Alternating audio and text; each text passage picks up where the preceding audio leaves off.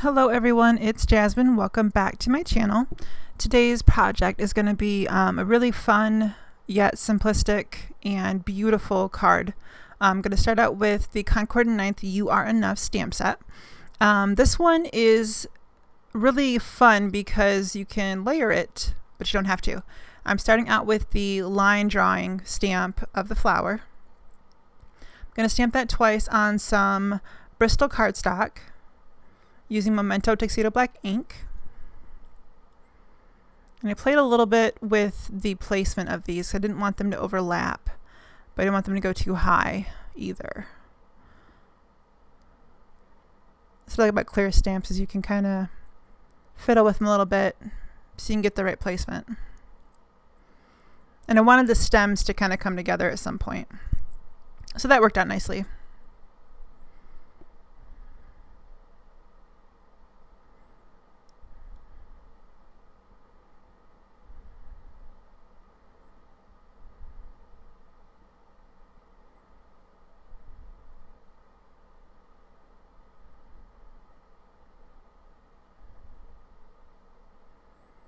So I placed my sentiment stamps on there because I wanted to make sure I had enough room for them. And I wanted to kind of figure out where I wanted it to sit. And so these are the layering, one of the layering pieces. This will lay down a solid image of ink with no lines. So use this one after you place your line image. And these are pretty easy to line up. They're pretty easy to figure out where it goes in terms of the line drawing. So I'm starting out with Simon Says Stamp Spring Rain ink. This is a very light teal color. And I started with 2 layers. Now typically these dye inks are formulated to kind of go on a little bit splotchy but then even out as they dry. So I will do 2 layers to begin with and then give it a chance to dry and even out, and if I need to go back in and add more then I can later. Because these stamps aren't hard to place, they're not hard to figure out at all.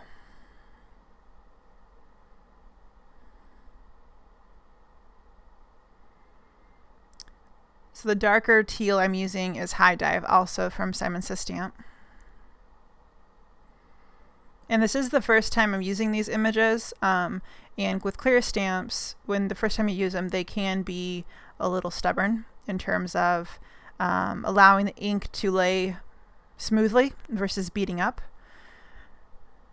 And you can take care of that just by stamping them off a few times on a piece of scratch paper with some black ink, and then clean it off, and then they're good to go. And you don't always have to do that, but sometimes they can have a little film on them. Nothing wrong with it, it's just the nature of production. So I wanted the second flower to be a little bit darker. So for this one, I'm going to scuba for the darker teal color. You can see the splotchiness a little more clearly on this color. And typically with the darker inks, that tends to be more obvious. So I do go in several times and just kind of, I'm not stamping the entire image however many times, just where I see that it needs a little bit of extra color.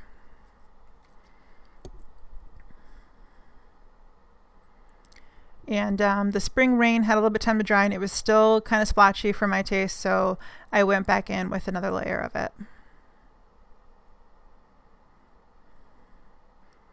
So you can see the scuba evened out pretty well. I was happy with it. And then I'm going in with Blue Jay. That's more of a bright blue, but I liked how it played off of the darker teal.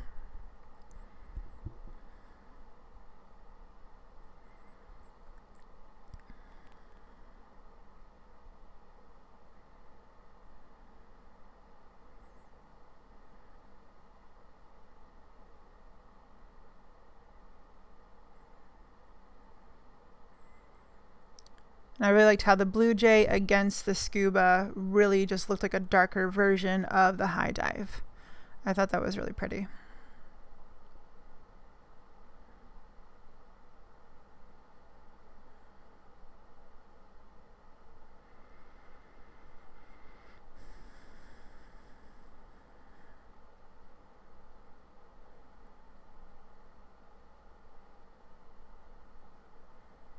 So I'm placing my sentiment back on there to kind of get an idea of where it's going to fit.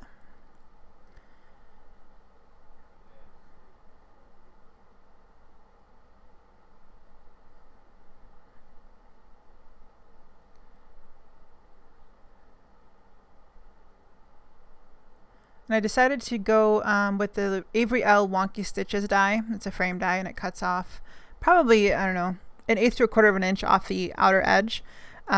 So having that die on my cardstock, I was able to place my sentiment stamps so that I would know where they'd go and make sure everything fit in there the way I wanted it to before I die cut it. So I'm going to stamp these using Versamark, and then I'm going to heat emboss using some Wow Metallic Copper Superfine Embossing Powder. And there's that. And if you're looking for some good embossing powders, Wow makes some of the best on the market that I've ever come across. They have an amazing range. They're beautiful. They work perfectly every time. I have never had a problem with any of them. I probably own 30 or so. I might have a problem with collecting embossing powder. So anyway, I'm going to heat emboss this, and whenever you're heat embossing, you're going to want to let your gun run for at least 30 seconds to a minute before applying it to your paper. And you get more heat for less time, leading to less warping on your cardstock.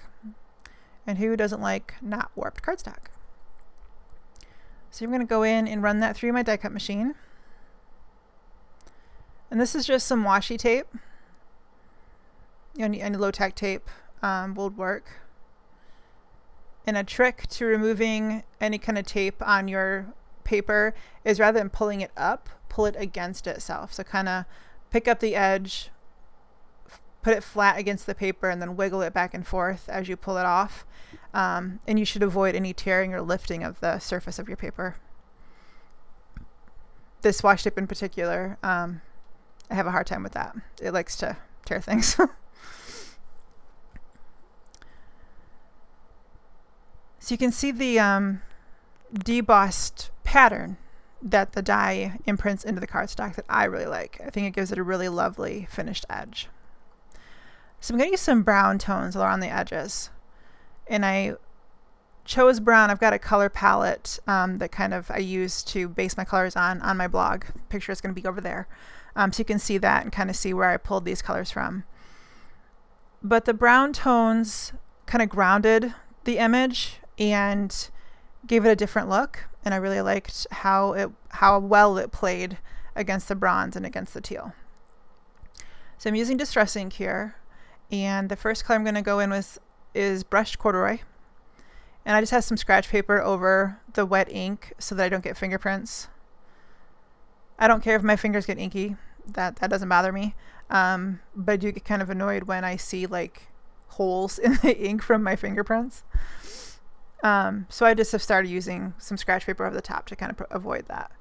And the second color I'm using just on the edges, just the outermost edges, is ground espresso, because I didn't want this to get too dark. I liked the white space in the middle, and I wanted to leave the white space to bring it all together and kind of give it some room to breathe, if you will. So there's Spring Rain and High Dive. I'm starting out with Spring Rain, and this is my card base, and this is Nina 110-pound solar white cardstock. I wasn't sure kind of how dark I wanted to go with the teal. So I start with Spring Rain, and I'm just using some yellow frog tape to kind of adhere that down to my surface. And it just gives it an anchor point and lets it shift less. So I'm going to just go around the edges because you won't see much of it underneath the die cut panel. So there's no need to take it all the way into the middle.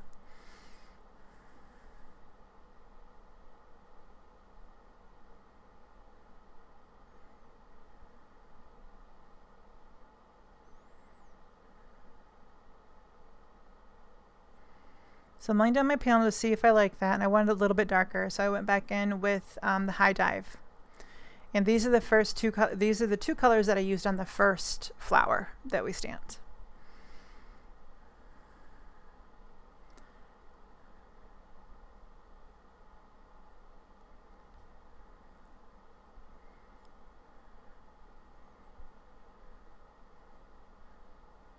And basically you just want to use your blending tool and smooth it out and make sure it's even around all 4 edges. I'm kind of double checking that, and I'm happy with that. So here's my card base. I'm going to use some score tape around the edges to adhere that down.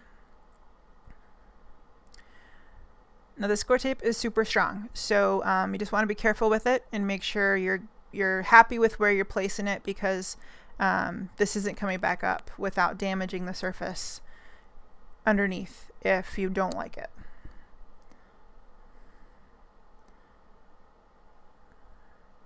So I'm going to remove all the backing paper.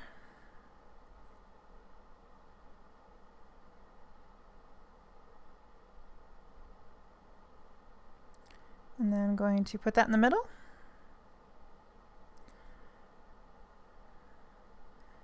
And the finishing touch is a Spectrum Noir Sparkle Glitter Pen. Now this does look dark when you put it on because it's a wet medium, but it dries and doesn't affect the color. You just get some really pretty sparkle.